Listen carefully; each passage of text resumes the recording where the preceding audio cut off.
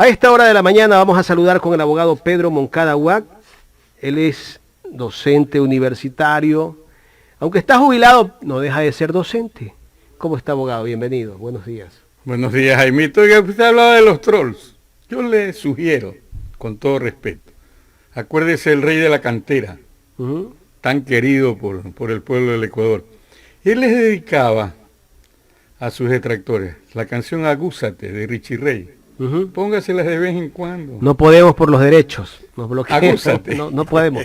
Aquí no podemos poner música. Está bien. Sí, pero sí interesante, ¿no? El mensaje que daba el rey. La gente lo tenía como una persona muy extrovertida, era una persona muy extrovertida, que a veces, tal vez por su vicio que en algún momento tuvo, se extralimitaba de ciertas cosas, pero decía las verdades, pues.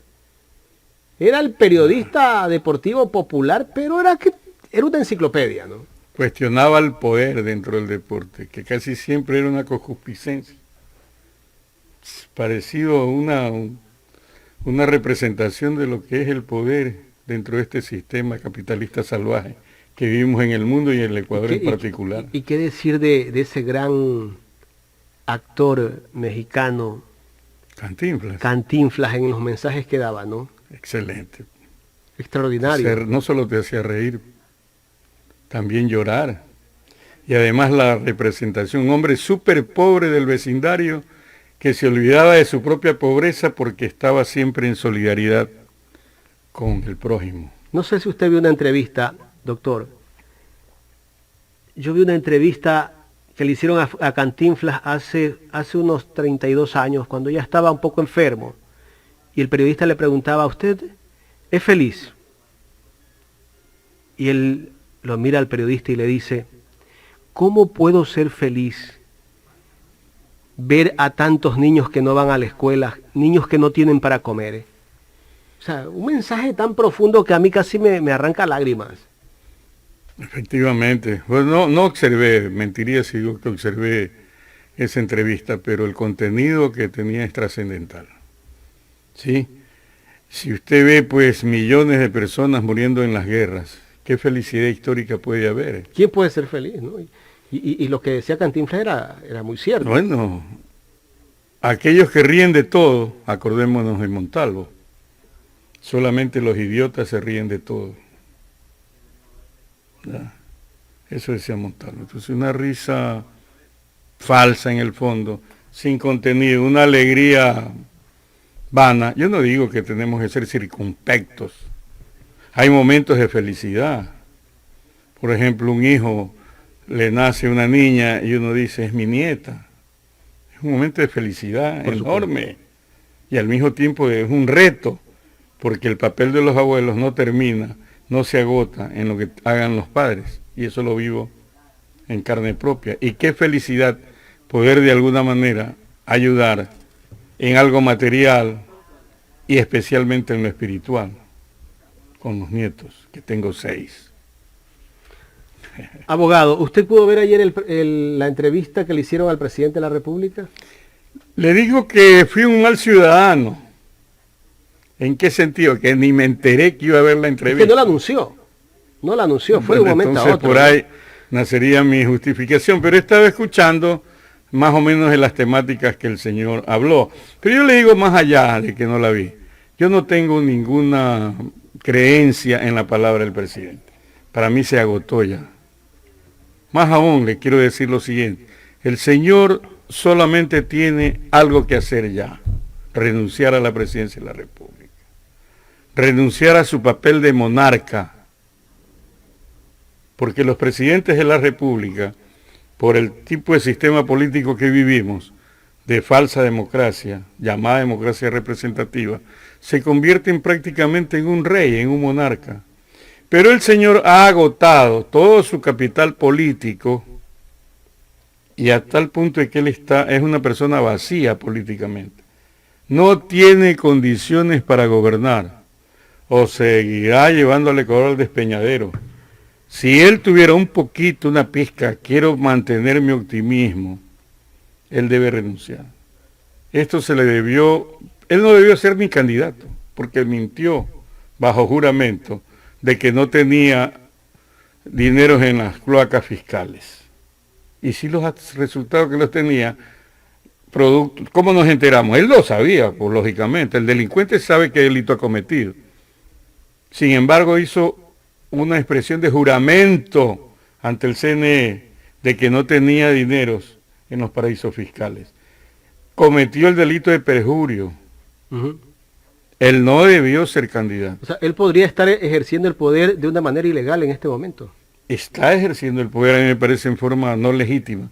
Pero bien, fue la investigación, no de comunistas, no de izquierdistas, de periodistas de investigación, de más de 400 medios de comunicación a nivel planetario, los que le descubren que él tiene dineros en los paraísos fiscales. ¿Y para qué tienes dineros en los paraísos fiscales, por lo general?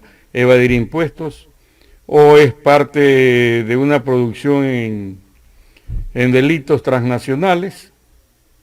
¿Sí? Narcotráfico, que tanto habla de eso, a todos nos ha vuelto narcotraficantes. Ayer nos dijo si antipatria. votamos no. Ayer nos dijo antipatria, es el nuevo término que utilizó. A mí la verdad que ya me resbala todos los insultos que haga este señor. Yo creo que él no tiene ninguna credibilidad. Su palabra está absolutamente devaluada. Está dinamitada por él mismo y por la gestión de su gobierno. Entonces, ¿cómo es posible que alguien que objetivamente, a ver, acuérdense del influjo psíquico, pues no? Claro. ¿Ah? Ahora no hay influjo psíquico. Eso?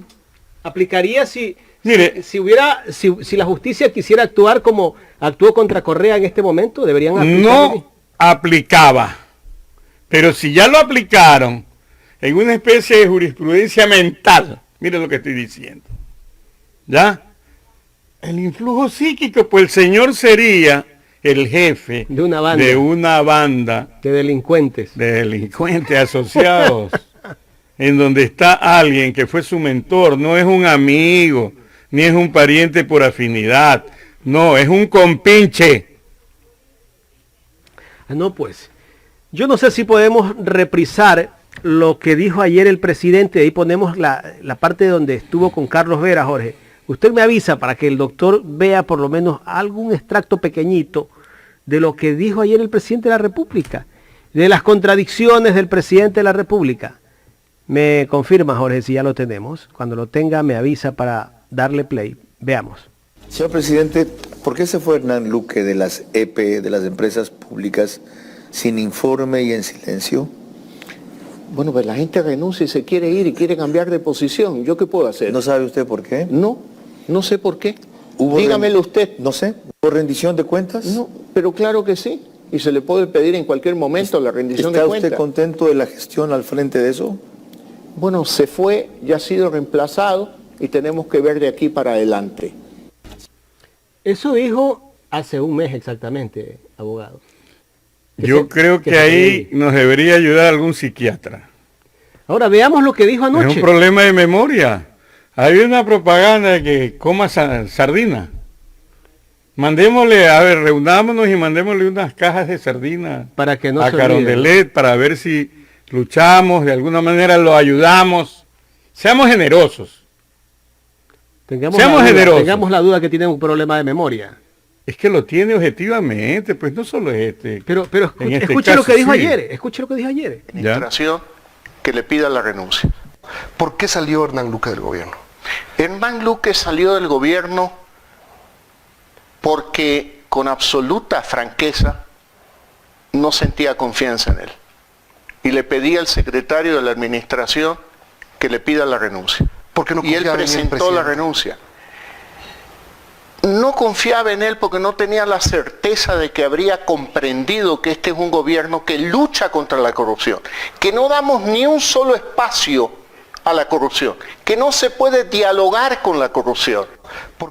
No confiaba en él, dice. Qué pena, señor presidente. La verdad es que debería renunciar.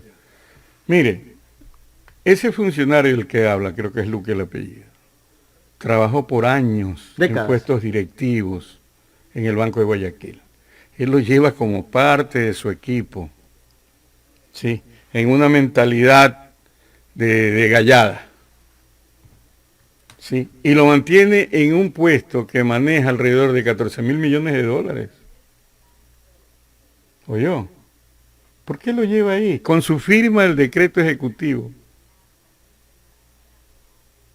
Porque es hombre de confianza, pues. Claro. ¿Y en qué momento ya renuncia? Cuando ya resultaba insostenible ocultar lo que se venía, lo que estamos viviendo. ¿Sí? No es solamente unos audios como los trolls indican, los que ha presentado Boscán. Con todo respeto también para él y todos los programas, puede haber sido una cosa en el pasado y posteriormente rectificar y está bien. Ya, además es producto fax. 2 años fue alumno mío. Boscán, sí, en geopolítica y política internacional. Algo habrá aprendido y ayudaba mucho en la clase, un hombre inteligente. No son solo audios. ¿Quién ha desmentido que las voces no sean las propias de los protagonistas? Es decir, El presidente dice que es la voz de Luque. claro, por eso. Sí, él lo Es dijo. decir, esos audios entonces tienen una base verdadera. ¿Dónde está la investigación penal en una indagación previa? Sé que ha habido unos allanamientos. Hubo allanamientos al señalado jefe del crimen organizado, que significa esto que le denominaron el Gran Padrino, ahora se llama caso Encuentro, creo. ¿Por qué, ¿Encuentro de por quién? qué cree usted que Fiscalía le cambia el nombre del Gran Padrino Encuentro? ¿Tal vez por proteger a Carrera? A eso habría que preguntarle a la fiscal general. Pero el tema es que, mucho respeto por ella, como dama, como mujer, como por lo que representa, ¿sí? Acordémonos qué hizo con los INAH Papers. ¿Dónde está el resultado de esa investigación? Tenía 2 años para la indagación previa. ¿Dónde están los resultados? Dijo que iba a haber sorpresas con los Pandoras. ¿Dónde están los resultados? Es decir, una cosa es con violín, otra cosa es con guitarra. Cuando depende que el sospechoso sea verdaderamente autor o no, que eso se verá ya en el juicio, ahí se actúa y se lleva hasta canales de televisión a la casa del supuesto sospechoso, que está con grillete, etcétera, etcétera. Aquí lo vimos, en el caso de Bucarán, que no es santo de mi devoción, de Agdalá. Hasta un medio de comunicación se metió, siendo que había una indagación previa que se supone reservada. Es decir, cuando Romo dirigía el Ministerio del Gobierno, se actuaba de una manera que no se actúa ahora, pero es la misma autoridad. Es decir, la autoridad que debe actuar en forma autónoma como tal, depende de quién esté en el Ministerio de Gobierno. Entonces, ¿qué deduce usted políticamente? Que por parte de esa autoridad, que debería ser autónoma, hay una dependencia por un interés político, posiblemente mantenerse en el cargo. Es decir, esto lo digo con sumo respeto, pero es lo que vemos en el país. Entonces, estamos arribando, faltan menos de 2 semanas para que vayamos a los comicios y vemos algunas incongruencias. Una, candidatos que ofrecen el oro y el moro por el tema de la inseguridad. Ellos van a resolver el tema de la inseguridad. Por lo menos como candidato deberían leer el COTAT Si les y la permite. Constitución. Pueden hacer alguna política pública que ayude al Estado, No es responsabilidad directa, ¿no? al Estado representado por un ejecutivo, que es el que tiene la responsabilidad del tema de la seguridad. Masacres carcelarias, matan a un candidato a la alcaldía En Salinas, en Santa Elena, Santa Elena. pues en Moy, creo. ¿Sí? Sicariatos a diestra y siniestra. En lo personal, bueno, yo digo, yo ya viví 68 años. No es que no me importa la vida. Pero hablemos de un país donde hay niños, jóvenes, en más del 75% de la población. Es decir, ellos están amenazados, en peligro, y no son amenazas simplemente, se ejecutan. ¿Sí? Gentes que tienen que estar metidos en sus casas amenazados porque les ha llegado La vacuna. la petición de una vacuna. Y sigue viento en popa eso. Entonces es un tema de seguridad que el gobierno ha demostrado y el señor presidente ha demostrado una impotencia frente al tema. Por lo tanto, si no lo puede resolver o no aplica políticas públicas que nos dé una esperanza, renuncie. Claro. Es que póngale cualquier tema y la respuesta real debe ser renuncie, señor. Llamemos a nuevas elecciones. Ojalá podamos elegir de mejor manera. Pongamos a un estadista, ojalá. Es una gran aspiración. Se acabe la demagogia de ofrecer cosas. ¿Usted cree que el presidente va a renunciar? Yo no sé, pues, si la multitud no se lo puede exigir y lo puede lograr también. Es decir, aquí este es un ciudadano. Con la asamblea Ciudadano no se pudo simple. hacer nada. Eso es en la asamblea. El mundo institucional ha demostrado que no tiene la capacidad de enderezar las políticas en este país. Bueno, queda la multitud. La multitud sí puede imponer un acto de democracia participativa y obligar a que este señor se vaya, pues si no quiere renunciar. Eso sí puede hacer la multitud. ¿Ya? Entonces veo candidatos que no representan a nadie y ofrecen cosas que no van a poder cumplir, es decir, son demagogos. Están siguiendo el libreto de quien ejerce la monarquía en este país, que es el presidente de la República. Y por otro lado veo el afán de legitimar una acción de gobierno, una inacción de gobierno a través de la llamada consulta popular. ¿Ya? Yo creo que ahí debería haber otro casillero más, aparte del sí y el no. O una pregunta más, ¿quiere usted que el presidente abdique, deje vacante la presidencia para que haya nuevas elecciones? Esa era la pregunta. Esa es una pregunta que responde a la necesidad de esta coyuntura política. Toda la gente iba a votar No sé cómo votarían. Ahora, a favor de que se vaya. si uno de cada 10 ecuatorianos, de acuerdo con las encuestas, es lo que le queda de credibilidad y aceptación al presidente de la República, estamos hablando de que el 90%, ya no lo que nos decían hace 3 meses, antes de el gran ni sé cuánto, el gran encuentro, el gran cuñado, ¿sí? Estaba el señor en un 15% de aceptación. Es decir, menos del voto duro de la ultraderecha, que es más o menos 19-20%, que es lo que él obtuvo en la primera vuelta a la presidencia de la República. Y que después el odio lo catapultó, se supone, al 53%. Y digo que no fue fraude porque el principal detractor, que es Rafael Correa, lo aceptó, pero inmediatamente. A mí me suena un poco raro. Debe ser el pacto que ya tenían con el señor Jaime Nebot y con el mismo Guillermo Lasso, ¿ya? Y que después hizo pedazos, porque este señor no le puedes creer nada, ¿ya?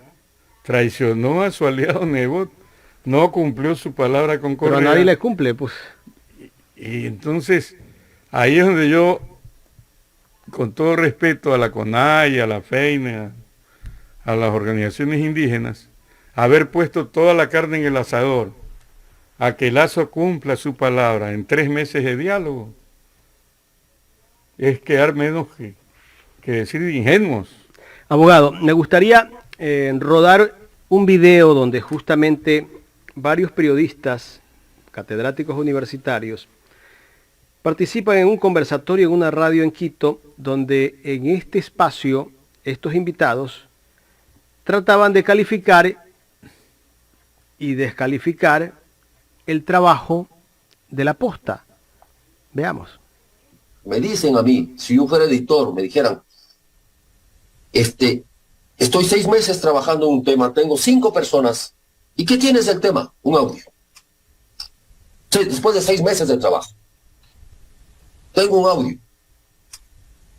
Y mañana pongo otro. Tengo 2 audios. Después de 6 meses de trabajo. Yo, de editor, no me la creo. No me la creo. Entonces, O sea, Juan Carlos, no pusiera en evidencia, no hiciera público eso, si es que no se avanza en la investigación con un audio. les mandara a Y trabajar. peor, conclusiones. O sea, les mandara a hacer los deberes, les mandara a hacer la tarea. O sea, yo no publicaría eso. O sea, yo hablo por mí, no hablo por nadie más. Perfecto. ¿Qué haría? No hablo por nadie más. Ya, de experiencia, ¿qué haría Patricio Tupiñán? A ver, con el ejemplo que ha puesto Juan Carlos Calderón, poner en escena un audio y peor conclusiones y peor un organigrama, más allá de los sustentos que hay. Yo no lo hubiera sacado de ninguna manera, hubiera estado vetado hasta que no compruebe, no tenga más testimonios, no tenga evidencias. Porque cualquiera, es tan fácil tomarse el nombre, es tan fácil decir, dame esto. ¿Dónde está la prueba? ¿Dónde está el depósito? ¿Dónde está? Es muy ligero.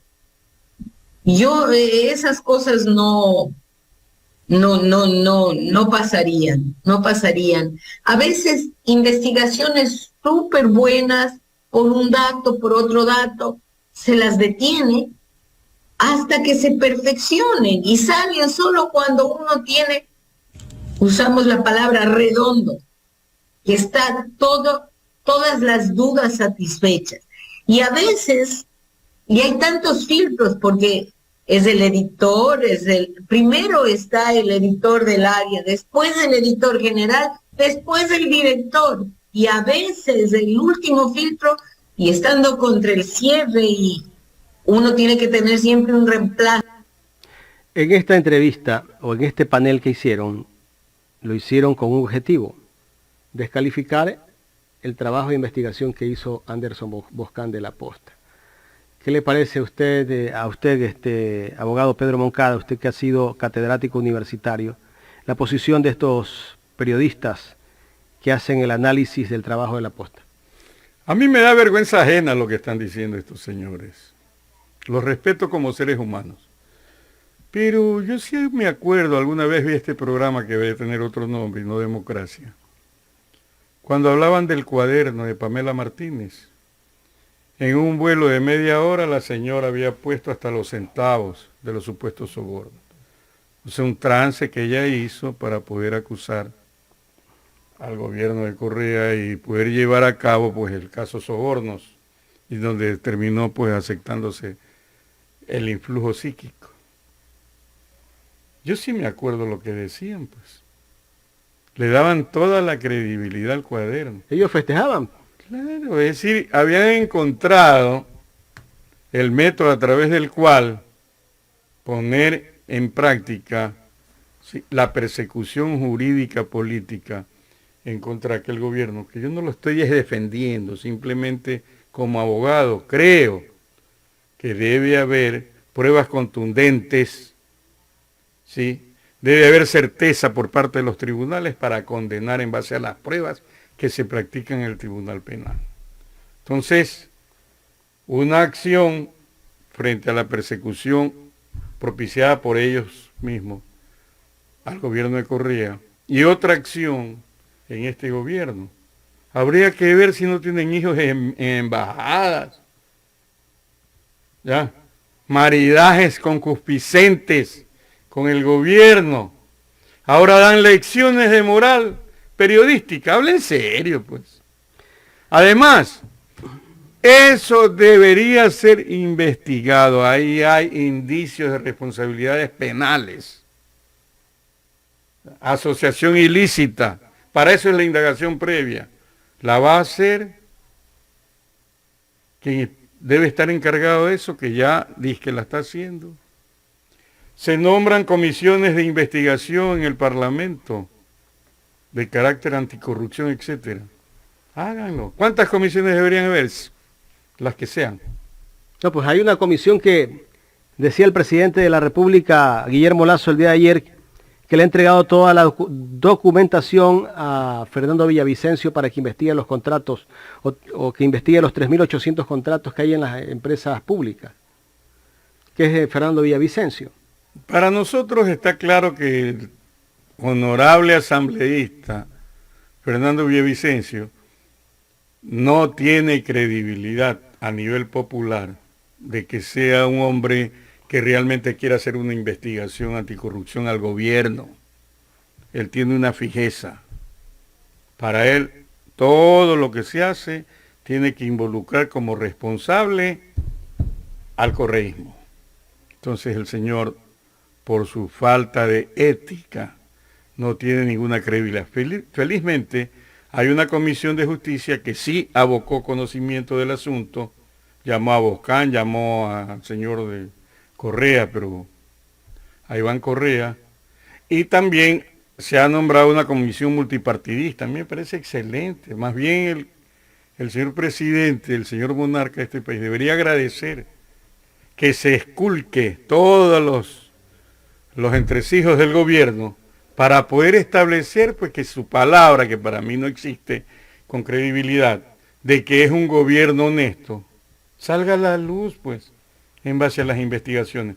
Lo que hasta ahora se ha visto, yo le creo mucho, no 100%, porque uno nunca debe poner toda la carne en el asador, pero la labor que hizo Boscán, independientemente de lo que haya hecho antes, a mí me parece patriótica, democrática. Se busca la verdad, caiga quien caiga. Ahí está. Pues. ¿Qué pasa si Boscán no publica estos audios? ¿Seguiría Hernán Luque tal vez la impunidad? No dentro de las empresas. El crimen organizado.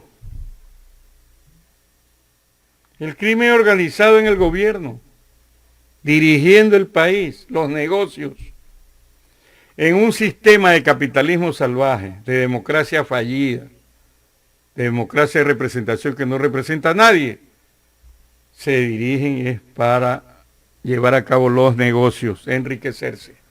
Y eso ha salido a la luz pública. Le voy a trasladar. Es una lógica eso. Le voy a trasladar la pregunta que le hice a Monedero hace un rato. ¿Por qué la gente confió en Guillermo Lasso, sabiendo el pueblo ecuatoriano que Guillermo Lasso fue parte del gobierno de Mauac, el gobierno del feriado bancario, y donde Guillermo Lasso fue el superministro de Economía, fue gobernador del Guayas, y además lo involucran a él, que supuestamente compró los famosos CDR, los certificados de depósitos reprogramados, a través del Banco Guayaquil, a precio de gallina con peste, con el 50% de descuento, y después de 22 años, Lasso, el pueblo le da el voto para que gane una elección. Todo el sistema lo aupó, todo el sistema. La bancocracia, el periodismo tradicional, ¿sí? Muchos otros sectores, diríamos así, fuerza pública, etc. Entonces, él gana. A mí me parece muy dudosa el control electoral que se hizo en la primera vuelta. Para mi criterio no es santo de mi devoción, pero Pérez le ganó en la primera vuelta. Y los socialcristianos sí le han sacado en cara a Lasso, de que Lasso es presidente porque ellos se hicieron Lucho Almeida en algún momento lo dijo en Ecuador inmediato, aunque después lo desmintió. Bueno, ya eso queda en la actitud que pueda tener mi buen amigo Lucho Almeida, que fuimos compañeros en la universidad. Pero usted ve ahí pues todo un sistema que se aboca a elegir a la buena o a la mala al señor Guillermo Lasso. Incluso haciendo un evidente fraude electoral a la candidatura de Pérez, que estaban en empate técnico. Ahí se vio pues la doble palabra también del ese entonces candidato, cuando le aceptó a Pérez que pidan juntos la apertura de todas las urnas, el recuento, y él prácticamente hablaba como jefe del Consejo Nacional Electoral. Bueno, ahí tiene a un señor que dice que dirige las políticas públicas anticorrupción, el señor Verde Soto, y que vemos que es un fracasado en ese sentido. El árbitro totalmente comprometido. Ahí tuvimos, me acuerdo. Eso demuestra en ese tiempo, que él tenía el control del CNE, Claro, pues para que pues, lo tenga como el secretario pero desde anticorrupción. luego, ¿no ves lo que hace el señor Pita ahora? Se declara impotente y a través de él a todo el Consejo Nacional Electoral. Están desbordados de la propaganda política. Igual, doble estándar. Cuando le decían que Correa no podía ser utilizado ni la voz de él, peor la imagen, en las campañas electorales anteriores, ahí sí eran súper estrictos. Entonces usted ve, ya es un sistema en soletas. Tiene que haber una reacción de la sociedad para cambiar radicalmente la naturaleza de nuestra democracia. La salida es que en algún momento la multitud realmente se tome el poder y practique una democracia participativa. La que tenemos ahora ya no representa a nadie, más bien es una alcahueta. ¿Y cómo se pueden de tomar la el poder? concupiscencia. Bueno, están los métodos de una multitud que termine derrotando, como lo hicieron en otros países. La multitud obligó en Chile a una asamblea constituyente para cambiar la constitución, pero después mangonearon y no se cambia nada. Bien, pues entonces las tareas quedan a medias. La multitud en el 14 puso contra la pared el sistema político en Brasil. Después, ¿usted cómo se explica que eligieron a un fascista? ¿Cómo se explica que ese fascista siga mangoneando para impedir el gobierno de Lula y se vaya a Estados Unidos a asilarse en una clínica? ¿Quién le cree eso? ¿Y cuál es el papel entonces de Estados Unidos? Mantener la búsqueda que siga, mejor dicho, América Latina, ¿ya?, bajo su control geopolítico.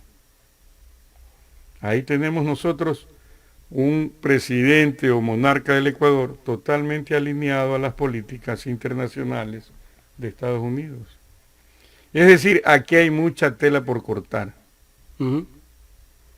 Abogado, le tengo la última pregunta antes de cerrar este diálogo. Usted ya es un jubilado. En estos días se ha hablado mucho del tema de aumento a la edad de jubilación, hacer nuevas reformas en el seguro. Se habla por ahí de una supuesta privatización del seguro. ¿Qué podría pasar si se llega a dar esto que vienen anunciando desde hace algunos meses? Bueno, tendrán que atenerse a las consecuencias de la acción que los viejitos hagamos, que no es poca cosa. No crean que porque llegamos a una edad que le llaman adultos mayores, no tenemos fortaleza, inteligencia para actuar. Hace rato que se quiere enferiar el Seguro Social, pero acuérdense que hay sentada una jurisprudencia electoral. Lo mismo preguntó el señor Sixto Durán Ballén en la consulta que realizó y que la perdió, pues, que las encuestas decían que las ganaba hasta una semana antes. Pero el pueblo reaccionó y le dijo, no señor, no se van a feriar el Seguro Social. ¿Y qué hubiese pasado en el feriado bancario si el seguro está en manos privadas? Imagínense. No existiría ningún seguro para nadie ya, pues. Totalmente, porque ¿qué es lo que se quieren llevar? La carne. Es decir, los trabajadores activos que son, aquí esto no es que los empresarios dan la plata para el Seguro Social, no señor. Ellos son agentes de retención prácticamente. Somos los trabajadores los que financiamos al Seguro Social. Por lo tanto, la política pública debe estar en manos de los trabajadores, los jubilados, etc. Ahí estamos viendo que están discutiendo sobre una persona que quiere ejercer y que está deslegitimada. Hay una pelea Augusto entre el CUT y la CUT. Ah, no, el de la Sí. CUT. Entonces, yo creo que deberían pensar bien los que pretenden. Y si no lo piensan bien, tiene que haber una acción popular de los trabajadores que van a ser jubilados, todos van a ser jubilados alguna vez, y de todos los jubilados que existimos, para impedir mediante acción popular que esto se lleve a cabo. Ha de querer, si gana el sí, que yo no lo concibo dentro de mi lógica, puedo estar equivocado, que alguien que lo que tiene es entre el 9 y el 10% de aceptación pueda ganar el sí en la consulta. O sea, no la veo por dónde. Aunque digan encuestas lo contrario. Hablan de que va a ganar con el 65%, 80%. Por favor. Entonces yo ahí diría, jodámonos pueblo, porque si a pesar de toda la conciencia social que demuestran las encuestas, de una aceptación de las políticas y de la persona del señor presidente actual, así lo estoy tratando, señor presidente actual, es de apenas un 9-10% de toda la población, y gana el sí que propone él, con su palabra de mentiroso demagogo, y así le vas a dar el voto, para que ni siquiera eso te cumpla. Si llegase a Además ganar, hay unas falacias enormes. Pues. Si llegase a ganar el sí... Mire, hay gente que dice, para que todos los malos, y como hay un tema de inseguridad terrible, matan, asaltan, secuestran, etcétera. Si la gente está aterrada y dice, nada, ¿la solución cuál es? La extradición. Todos los malos se van y se acaba el delito. Por favor, no seamos idiotas. ¿Ya? Para que haya una extradición tiene que haber un estado recurrente que requiere al país la extradición. ¿Y a quiénes extraditan? A los que les conviene, pues. Claro. Porque allá los transan, tienen la información que no te la comparten y buscan las rutas del dinero que tampoco te la comparten. Es decir, trabajamos, y no es que quiera hablar como soberano ni nada por el estilo. Y además estamos aceptando entonces que somos Estado fallido, que la justicia no funciona. ¿Ah? Es decir, no somos capaces de enjuiciar, encarcelar, controlar las cárceles de todos estos jefes delincuenciales. Tiene que darnos juzgando otro país. Qué barbaridad. Abogado, entonces es tremendo. Quiero agradecerle por haber venido de manera presencial acá a Ecuador en directo para conversar temas de coyuntura política. Gracias. Muchísimas gracias, Jaimito, y soy alguien que siempre le está haciendo seguimiento a su programa, al desarrollo de esta empresa periodística, patriota, y no es que le estoy echando el trapeador encima. Usted sabe que yo no soy lambón. Y esto ha ido progresando. ¿Pero por qué? Por la línea de ustedes. Y usted como director, persevere. Es difícil, es duro. Ya. Es que usted representa el nuevo poder de la democracia participativa.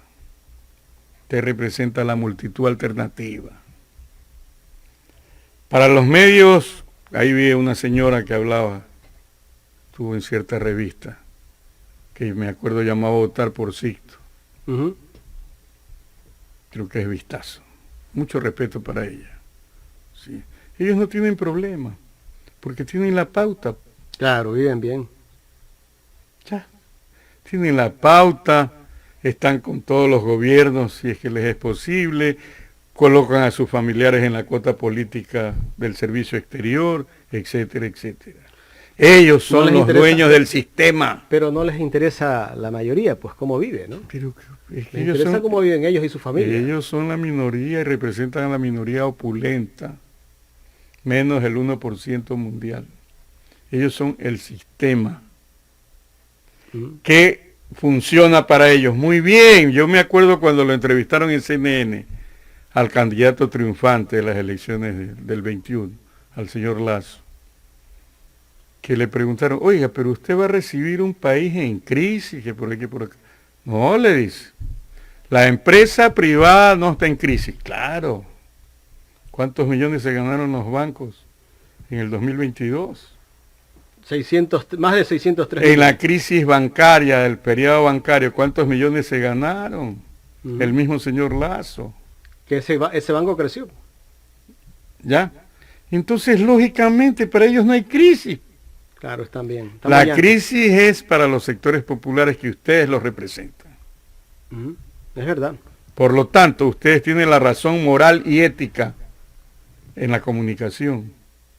Representan un nuevo modelo de sociedad. Un nuevo mundo sí es posible. En eso soy optimista penitente. No hombre feliz, que es otra cosa. Ya. Se cree que porque se mandan memes y todos los días, Dios te bendiga, jajaja. Eso se llama idiotismo social. Muchas gracias. Gracias al abogado Pedro Moncada, docente universitario. Hemos conversado aquí en el programa Los Especialistas.